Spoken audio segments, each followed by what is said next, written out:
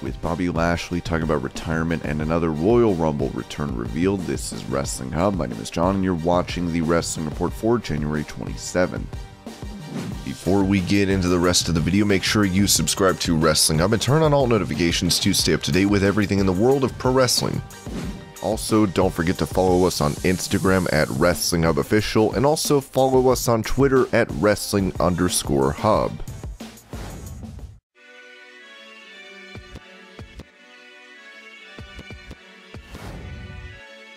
After news broke of Kevin Owens re-signing with WWE, Sami Zayn was said to have done the same. Now, in an interview with Patrick LaPrade, translated by PW Insider, Zayn opened up on his new contract, saying, "Yes, it's true. Honestly, I don't know how people on the internet find this kind of information, but yes, it's true. I just signed for a few years and I'm really happy. My contract was almost over. They were interested in me staying. I wanted to stay, so it was no more complicated than that. It's not the first time I've said it, but I'm really happy with my role with the company in recent years, especially the last year and a half. I'm doing the best job of my career, especially in terms of my character. I don't know why people were really surprised. They have an idea in their heads that everyone in WWE is unhappy being there, unhappy with their role, that they want more or feel oppressed, or I don't know what. For me, I'm really happy with my role, and I can't wait to see what I'm going to be able to do in the next few years."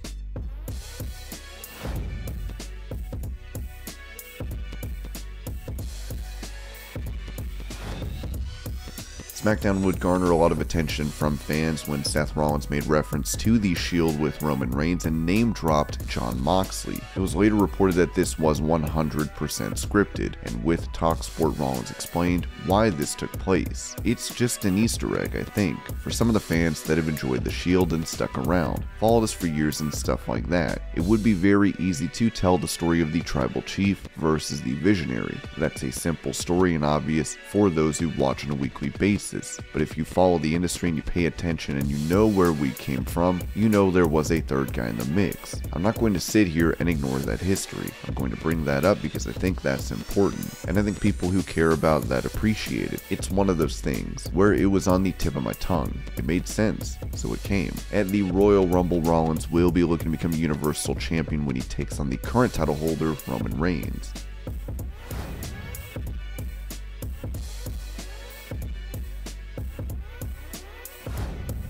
Making an appearance on WWE's The Bump ahead of the Royal Rumble, AJ Styles recalled his feud with John Cena, noting that he'd like another match with him. "John and I for some reason always managed to have unbelievable matches together. Was the pressure on? Most definitely. Despite that, I knew that we would be able to pull off something special, and we did. I think a lot of things that people do not realize is that during this match, we never went out of the ring. We never touched the floor. It was all done in the ring, which is a testament to John. Cena is far better than most people give him credit for. It has been a while. Well, he is kind of busy, I think. Do I want one more? Absolutely. I love competing against this guy. His drive, his passion, it's there. Listen, I don't want to blow smoke, but God, he's really good, and I enjoy being in the ring with him."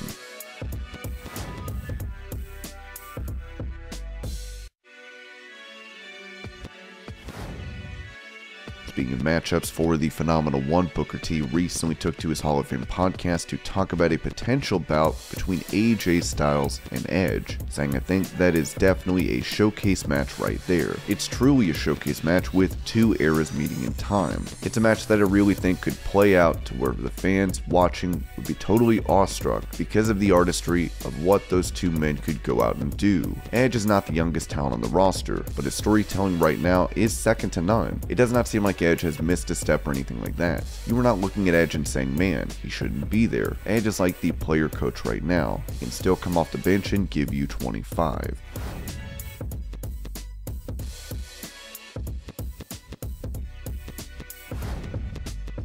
With the Olympics set to run from February 4th to the 20th, WWE has a special Vengeance Day event set for the 15th on Sci-Fi for NXT, as Dave Meltzer gave details regarding this on Wrestling Observer Radio. WWE programming probably get hurt against the Olympics, but they're moving to Sci-Fi. Originally, it was going to be 2 weeks. The first week against the Olympics. Now, the first week, it's definitely on Sci-Fi. The second week, from what I was told, is to be determined. When I saw them announcing the NXT special, the Vengeance Day special on February 15th, I thought, God, why would you just not wait a week? Why go February 15th when you're on Sci-Fi for all those big title matches? Because it's probably going to be Braun Breaker and Escobar, and it's definitely the finals of the Dusty Cup, and probably some of the other title matches they're building up, like, you know, whatever it is with the women's title, which might be Kaylee Ray, then the women's tag title, which will be Persia Pirotta and Indy Hartwell versus JC Jane and Gigi Dolan. I'm not sure that will be on that show itself. It will be on TV in the next couple weeks, but the Dusty Cup finals and the Escobar match, I'm pretty sure are going to be February 15th. So I was thinking, like, why don't you just wait a week? But they may be on USA.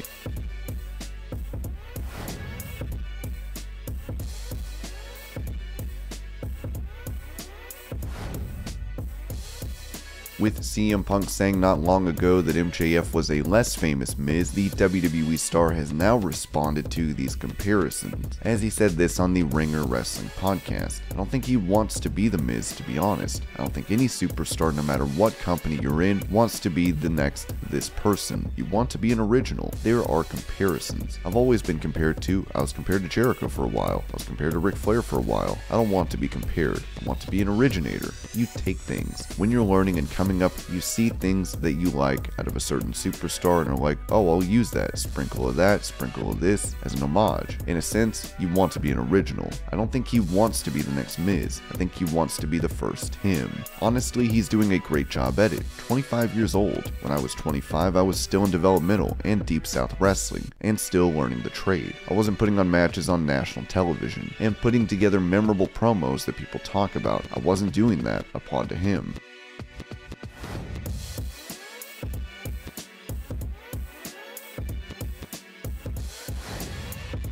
When it comes to Royal Rumble returns, we can add another name to that list, as Ringside News reported that the Royal Rumble will include a few returns and surprises. We have one for you. We were told that Bad Bunny will be in the Rumble this Saturday. No word on whether a WrestleMania program is coming, but we wouldn't be surprised.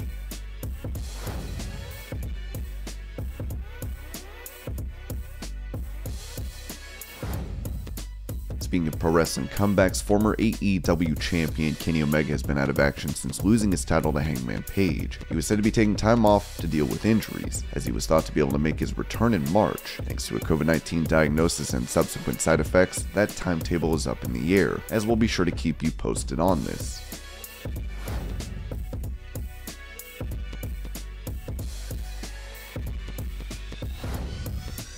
While many know that NXT champion Braun Breaker is the son of Rick Steiner, the commentary team has not really mentioned that relation. The same can be said for Solo Sikoa, who is the brother of Jimmy and Jey Uso. Fans in attendance know of Solo's ties, but Meltzer pointed out on Wrestling Observer Radio that announcers are not allowed to acknowledge said relation. The fans there were very animated the whole show, but they were chanting Uso, Uso, Uso at him, which is another one of those things of like where the announcers are not allowed to acknowledge. I mean, it's so weird. Braun Breaker. And it wasn't even Braun Breaker, it was Escobar. I should take that back.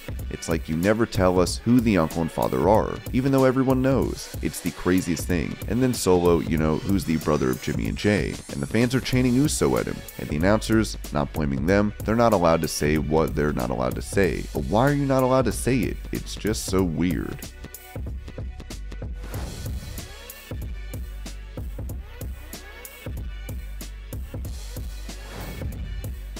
Ahead of his match against Brock Lesnar at the Royal Rumble, Bobby Lashley sat down for the MacMania podcast, first talking about the secrets to his physique and how he keeps himself motivated. I always tell myself this, because I still have the aspirations of throwing some blows from the cage or doing like a bare knuckle fighter or something like that. I still have aspirations of doing something like that before I turn in my gloves, wrestling shoes, and everything like that. So with that being said, I always told my wrestling partners this and training partners this and my coaches and everybody this. Don't let me be out there being an old man in the stuff. That being, you see those fighters past their prime that just want one more fight, and you see them out there and the last thing you see of them is rickety, trying to throw punches and get knockouts, and it's sad. Guys in the ring that are still trying to do it and they can't even more. It's sad because you can remember that person from when they can't do everything, and then it's like Superman with kryptonite and you're watching a Superman with kryptonite trying to fight back. I don't want to be that guy. Touching on retirement, Lashley, who is 45, gave his expectation as to how long he'll continue wrestling. I know when it's time to say win,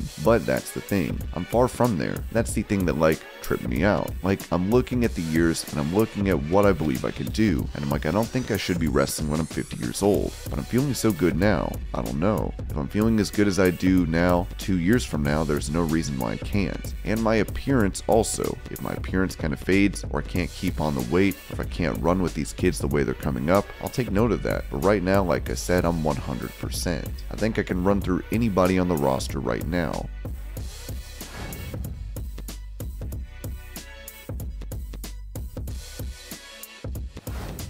In some more Rumble news, Ringside News had another report for fans, writing, "Here's another piece of Royal Rumble news that we were able to confirm today. Shane McMahon will be in the 2022 Royal Rumble. No word on if he has a WrestleMania program, but we wouldn't be surprised on that either."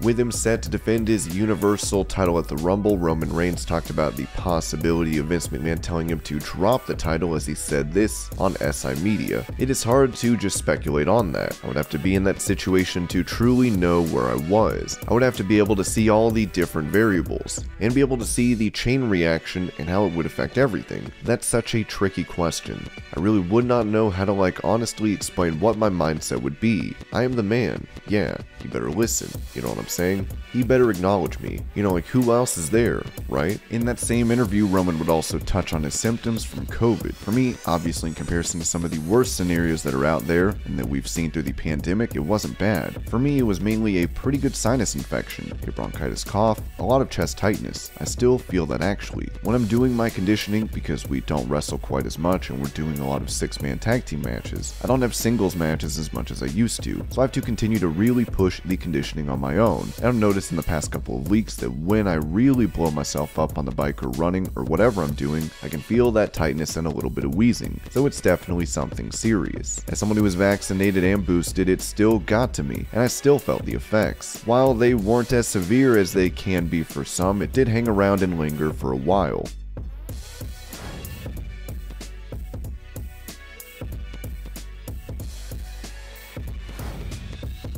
Taking to Twitter, AEW star CM Punk admitted he's not sure how much time he has left in the ring, as he wrote, "Every day I'm in a ring in front of a live audience is time I never thought I'd have back. I treat every second like it's my last. Not sure how long I have left, but I will leave it all out there. Thanks to everyone who supports." Next week on Dynamite, Punk is slated to face MJF, with this feud continuing to build steam.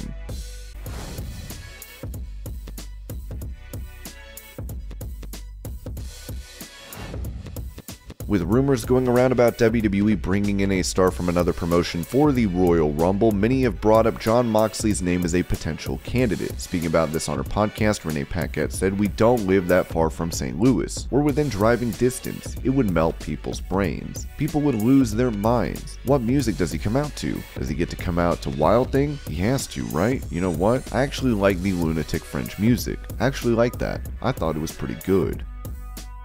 And this was your Pro Wrestling News Update. I hope you're all having a great day. Thank you so much for watching, and I'll see you later.